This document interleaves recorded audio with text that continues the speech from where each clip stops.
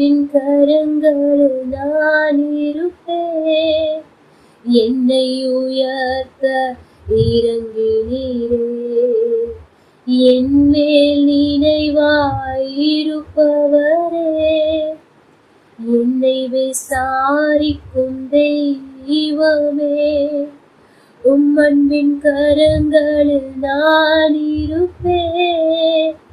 என்னை உயர்த்த இறங்கினீரே, கைவிடா கண்மலையே, உம்மை தான் நேசிக்கிறேன்.